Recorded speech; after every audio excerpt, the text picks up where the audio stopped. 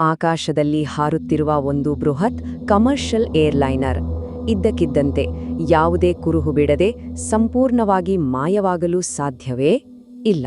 ಇದು ಯಾವುದೇ ಹಾಲಿವುಡ್ ಸಿನಿಮಾದ ಕಥೆಯಲ್ಲ. ಇದು ವಿಮಾನಯಾನ ಇತಿಹಾಸದ ಅತ್ಯಂತ ದೊಡ್ಡ ರಹಸ್ಯ, ಒಂದು ಕರಾಳ ನಿಗೂಢತೆ. ಈ ವಿಶ್ಲೇಷಣೆಯಲ್ಲಿ ಎಲ್ಲಿಂದಲೋ ಶುರುವಾಗಿ ಕತ್ತಲಲ್ಲಿ ಶಾಶ್ವತವಾಗಿ ಕಳೆದುಹೋದ ಆ ನಿಜವಾದ ಘಟನೆಯನ್ನ ನಾವು ನೋಡಲಿದ್ದೇವೆ. ಜಿಪಿಎಸ್ ಮತ್ತು ಅಡ್ವಾನ್ಸ್ ಟ್ರ್ಯಾಕಿಂಗ್ ವ್ಯವಸ್ಥೆ ಇರುವ ಈ ಆಧುನಿಕ ಯುಗದಲ್ಲಿ ಒಂದು ಬೃಹತ್ ವಿಮಾನ ಕಣ್ಮರೆಯಾಗುತ್ತದೆ ಅಂದ್ರೆ ನಂಬೋಕೆ ಅಸಾಧ್ಯ ಅಲ್ವಾ? ಆದ್ರೆ ಅದೇ ಸತ್ಯ. ಆ ವಿಮಾನ ಎಲ್ಹೋಯ್ತು ಯಾರಿಗೂ ತಿಳಿದಿಲ್ಲ. ಆಕಾಶ ನುಂಗಿತಾ ಅಥವಾ ಸಮುದ್ರ ತನ್ನ ಕತ್ತಲ ಒಡಲಲ್ಲಿ ಬಚ್ಚಿಟ್ಕೊಂಡಿತಾ?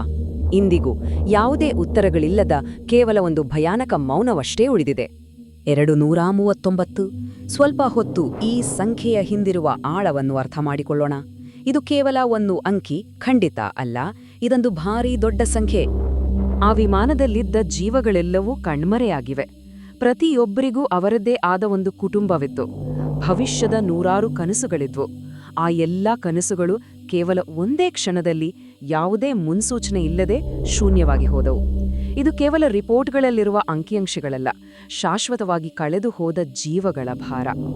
ಮಾರ್ಚ್ 8, 2014 ಅಂದು ಎಂದಿನಂತೆ ಒಂದು ಸಾಮಾನ್ಯವಾದ ದಿನ. Flight MH370. ಪ್ರಯಾಣಿಕರೆಲ್ಲರೂ ತಮ್ಮ ಪ್ರಯಾಣದ ಸಿದ್ಧತೆಯಲ್ಲಿದ್ರು. ಇದು ಒಂದು ಸಾಮಾನ್ಯ ರೂಟೀನ್ ಫ್ಲೈಟ್ ಆಗಬೇಕಿತ್ತು ಅಷ್ಟೇ.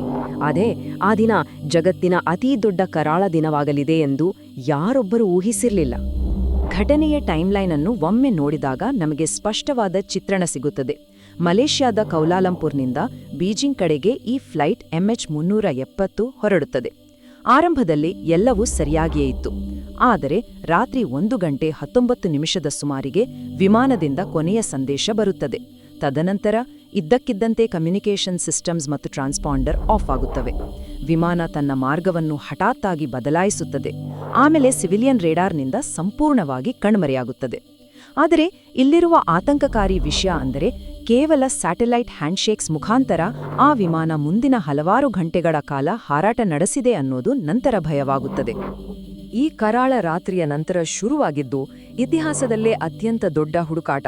ಹೌದು, ಏವಿಯೇಷನ್ ಹಿಸ್ಟ್ರಿಯಲ್ಲೇ ಅತಿ ಹೆಚ್ಚು ಹಣ ಖರ್ಚು ಮಾಡಿದ ಒಂದು ಅನ್‌ಪ್ರೆಸಿಡೆಂಟೆಡ್ ಗ್ಲೋಬಲ್ ಸರ್ಚ್ ಆಪರೇಷನ್ ಇದು. ಜಗತ್ತಿನ ಅನೇಕ ದೇಶಗಳು, ನೂರಾರು ಹಡಗುಗಳು ಮತ್ತು ವಿಮಾನಗಳು ಒಂದಾಗಿ ಸಮುದ್ರದ ಮೂಲೆ ಮೂಲೆಯನ್ನು ಜಾಲಾಡಿದವು. ಆದರೆ ಇಲ್ಲಿ ಎದುರಾಗುವ ಅತೀ ದೊಡ್ಡ ವಿಪರ್ಯಾಸವನ್ನು ನಾವು ಗಮನಿಸಬೇಕು. ಒಂದು ಕಡೆ ಜಗತ್ತಿನ ಅತೀ ದೊಡ್ಡ ಶೋಧ ಕಾರ್ಯಾಚರಣೆ, ಕೋಟ್ಯಾಂತರ ರೂಪಾಯಿಗಳ ಖರ್ಚು ಮತ್ತು ಅತ್ಯಾಧುನಿಕ ತಂತ್ರಜ್ಞಾನದ ಬಳಕೆ. ಆದರೆ ಮತ್ತೊಂದು ಕಡೆ ಸಂಪೂರ್ಣ ಶೂನ್ಯ. ಸಾಗರದ ಸಾವಿರಾರು ಅಡಿ ಆಳದಲ್ಲಿ ಹುಡುಕಿದರೂ ಸಹ ವಿಮಾನದ ಪ್ರೈಮರಿ ರೆಕೇಜ್ ಅಂದ್ರೆ ಮುಖ್ಯ ಭಾಗ ಎಲ್ಲಿದೆ ಎಂಬುದು ಇಂದಿಗೂ ಸಿಕ್ಕಿಲ್ಲ. ಈ ಸತ್ಯ ನಿಜಕ್ಕೂ ಎಂತಹವರನ್ನು ಬಿಚ್ಚಿಬೀಳಿಸುತ್ತೆ. ಆ ವಿಮಾನ ತನ್ನ ಮಾರ್ಗವನ್ನು ಇದ್ದಕ್ಕಿದ್ದಂತೆ ಏಕೆ ಬದಲಾಯಿಸಿತು? ಆಕಾಶದ ಮಧ್ಯೆ ಅದರ ಕೊನೆಯ ಕ್ಷಣಗಳಲ್ಲಿ ನಿಜವಾಗಲೂ ಏನಾಯಿತು? ಆ ಸಮಯದಲ್ಲಿ ವಿಮಾನವನ್ನು ಯಾರು ನಿಯಂತ್ರಿಸುತ್ತಿದ್ದರು?